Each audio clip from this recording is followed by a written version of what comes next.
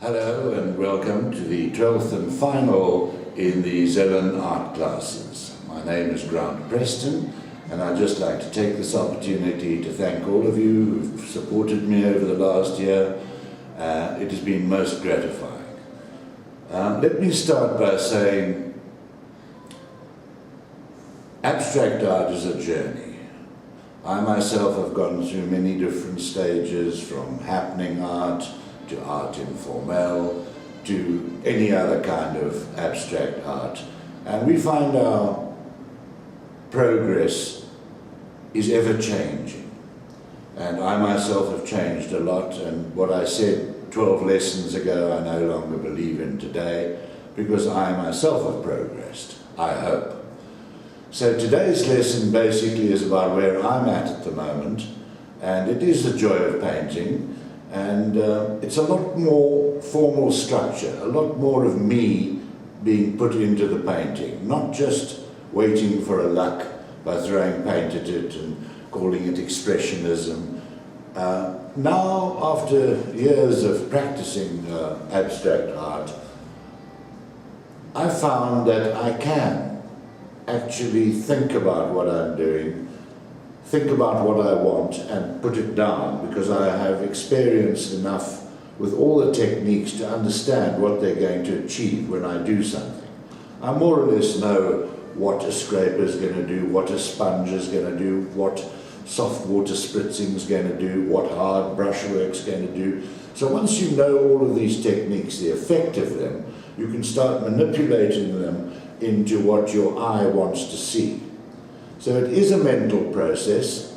It's not just, well, it can be just a pure luck process, but what I'm going to show you today is just purely an engineered abstract approach. So here we go. We'll start off just penciling in a few strength lines.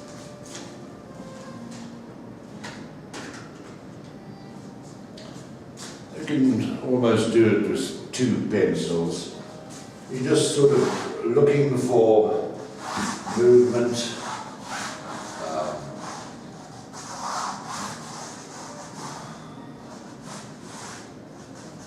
and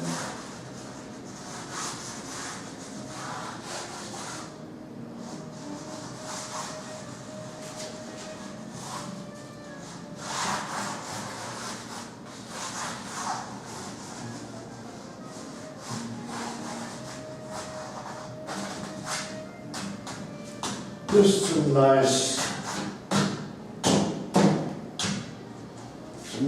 moduli lines, keeping movement, keeping strength, keeping movement, and a lot of squiggly stuff in between. But we've got a basic structure here in our composition already, which I've thought about what I want. So I know that's a strength line.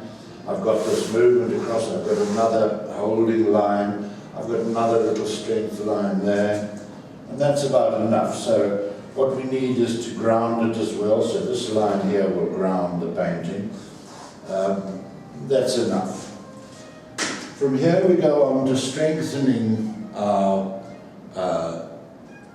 basic composition by enhancing it with black. So let's add the black. Remember, this is a wet-on-wet process, so you'll always have your spritzer at hand. You can even wet the canvas to begin with, not much, but we're really going to layer the paint on so that we can manipulate it in various layers. So here we go, a little bit of black, pushing that black line in, that one, that,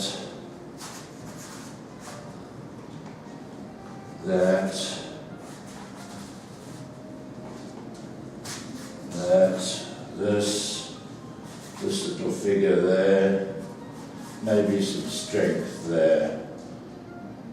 There's the movement across there, a little bit across there, down, and let's just link that for strength, movement across. All right, that's given us some nice sort of almost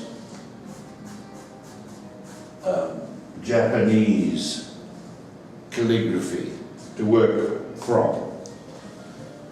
So now we're going to move on to another background colour. Applying quite, just put it in quite strong where we want it. This is applying it quite thick. Not being too precious about it. Keeping it in an area, so it's sort of, if this is our darker, the painting will be weighted down. We'll come into our lighter colours, probably introduce our lighter shades from here. So that's enough of that. It's called Jacaranda, lovely colour. Move on to another background colour, our red. Again, we just throw it in, Bom Bom Cha. Around a little bit dirty there, just attitudinally see it. Right, a little bit there, continue there, there. We're going to use a lovely dark pink because I think it goes well with red. It is a lighter colour, so bam, bam, wham. Again, just absolutely letting the canvas have it, you know.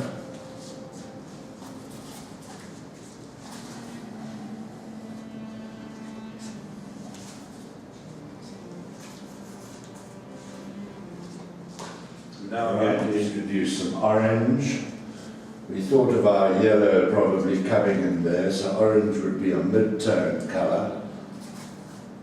Quite there. Quite there, maybe there, changing stroke there, bringing a little in there, across there, and a little bit on the way out. Some lovely Aztec yellow, lovely fun colour. Again, I'm going to start, but use it to dance across the top of the painting. Quite thick, not scared. And then fading out on this side here. A little more possibly there. I'm not moving the paint much, otherwise we will get just a dirty grey or dirty brown. So we don't integrate the colours too much at this stage. Now I'm going to lightly use a sponge roller, quite generously covered with paint.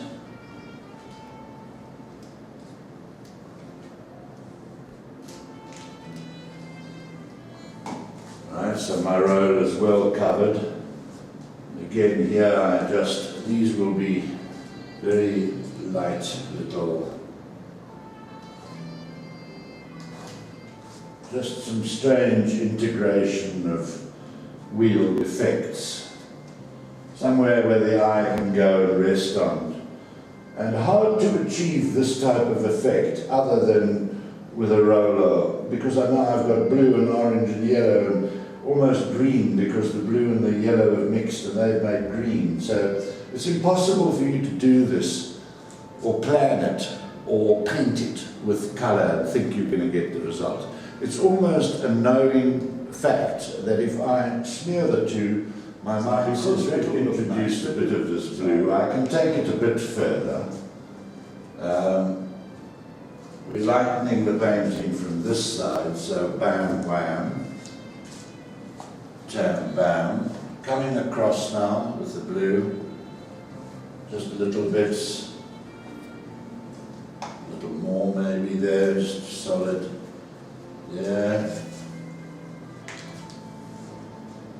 there, there.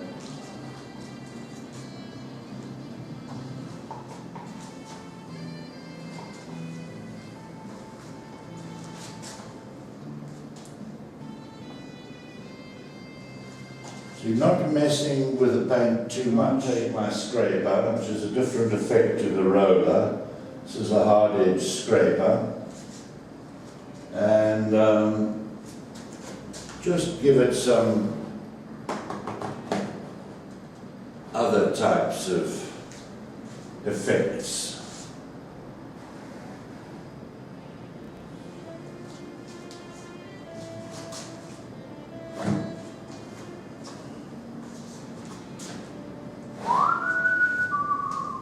So I'm just giving it some strength lines at the moment.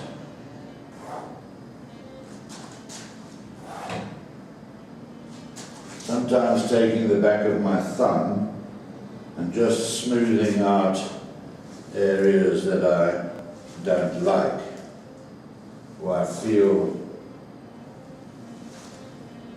I've cut my strength lines. There's certain movements in the painting that you don't want to weaken.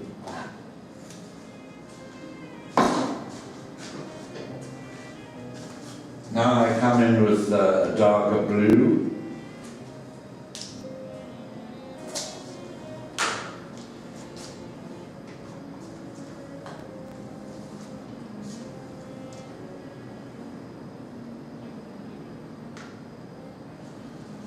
Just solidifying some areas, giving it its strength back, where it's a bit weak.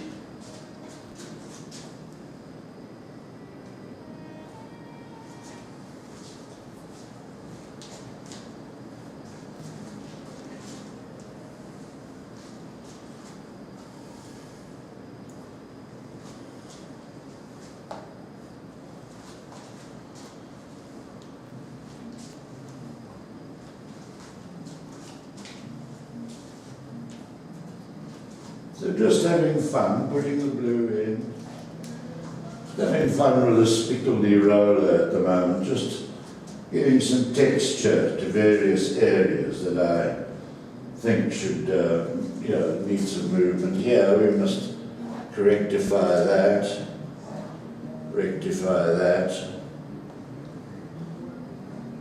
Even if we take off quite a lot of paint with the back of our hand, it doesn't matter. It helps maintain the movement of the painting. You need some strength lines. All right. Now we come with our most effective colour, and that of course is white. So here we'll really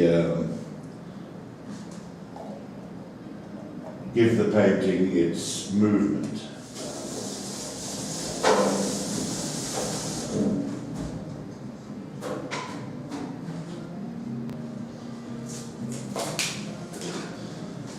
Before I do white, I just feel a bit of pink would be nice.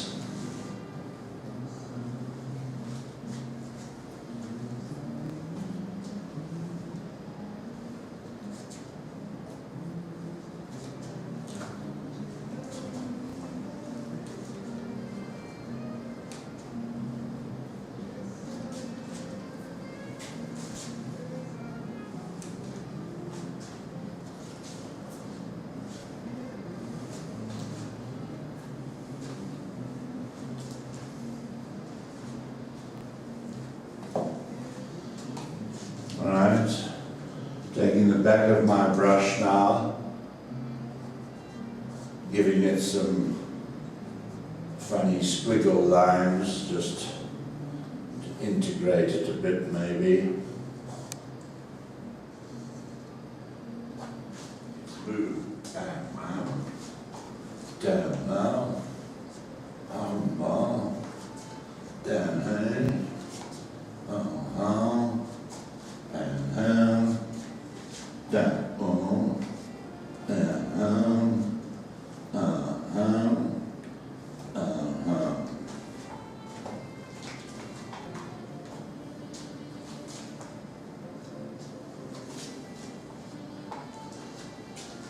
Right, not letting the smear areas happen as smears, not overworking anything. I have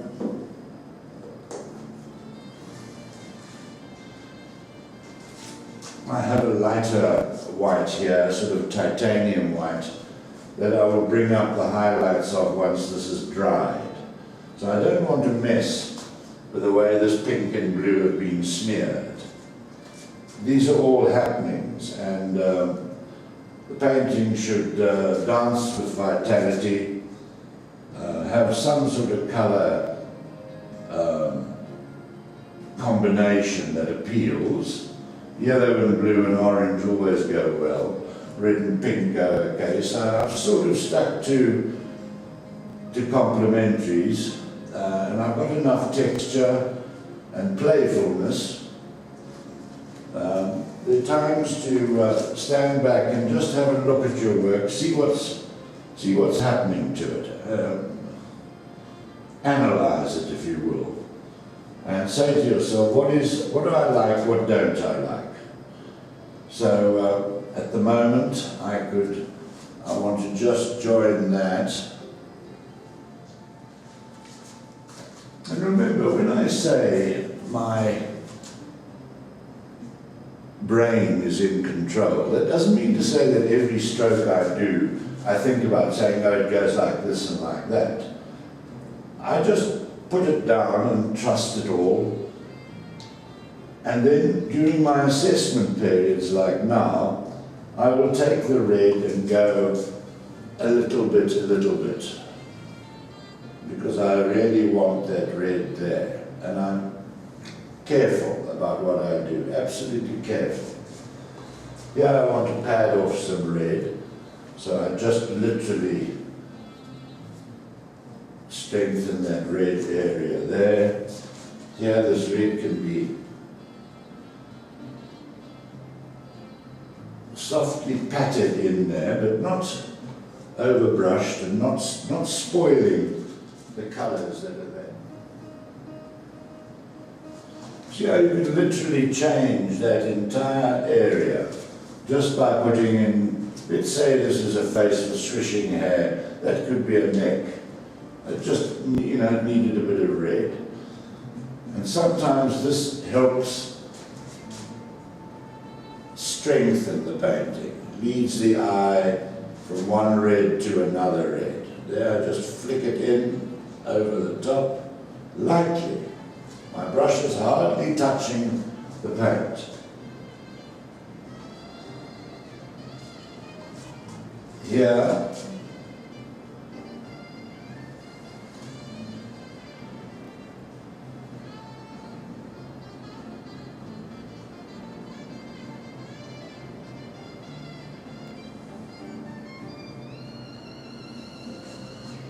literally ladling it on, it's as thick.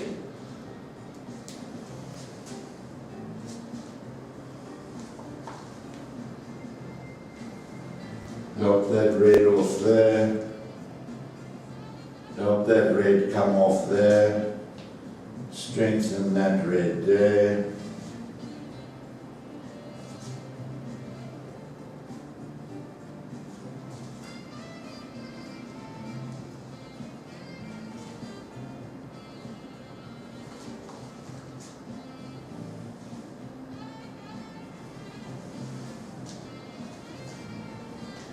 You can see the extra red now, what it's done. Now I'm lacking a bit of this blue. It's got a bit absorbed into the painting. I'd just like to pull it back in and somewhere, so I'll get that through. So one of the lighter colours, so it will enter from probably there. And remember,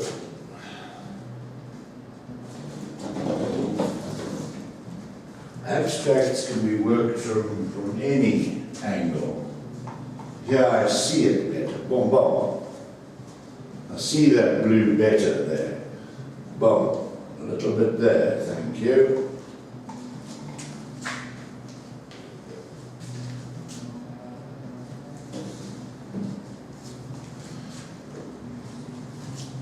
Always, if you're going to introduce the colour from its side, then at least be there for the colour.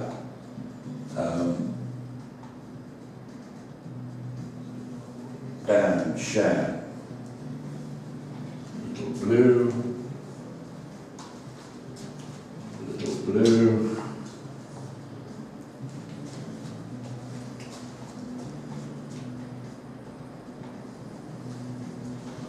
right. Literally, sometimes you'll find the painting works better upside down later on. But what will give it its natural position on the wall are these little drips and linear work that sort of by nature have sagged the painting down. That will help it to say where it's got to be. And when you're putting a painting up on a wall, and there is light movement from this side to this side, there's more white here, and I'll even put a bit more dominant white there, then I would make sure I hang it on a wall where the light works from the right to the left. Right, so we don't want to overwork this piece at this stage. Let me just assess it again. Blue here would be nice. So that blue's coming in, that blue, this dark blue here, coming here, could come off here a bit. It's coming there. It's coming there.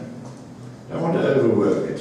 Quite like this area here, just this, the way this black dot and this yellow. And I'll show you the close-up later, because there's a lot of intricacies that are underneath here that you're probably not seeing from this distance. But when you'll see it in the close-up. All right.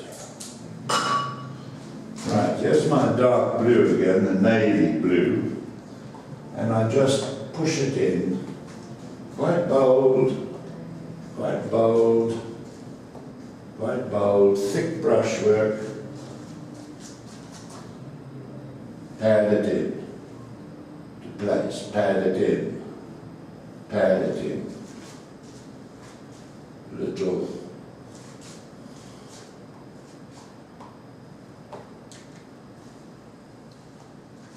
pad it in. You can see that a painting like this can be finished in a half an hour. But I will wait for it to dry, and then there's a lot of other subtle work I'll do with overglazing to push and pull the painting. So to make my recessionary areas a little, I'll take a light suspension of black and just edge out things so that things pop out. But I don't do it now because I know the wet on wet is too wet. You work wet on wet the way you know it should be worked, while you can work it, and then you change your application when she dries. You then start doing a different technique. But generally speaking, the painting will end up looking something like that. So I'm going to give you a close-up look, but from me, Grant Preston, I hope you've enjoyed my lessons and that you've learned something from them. Even if it is the one and only golden rule about painting is enjoying yourself. So from me, ciao.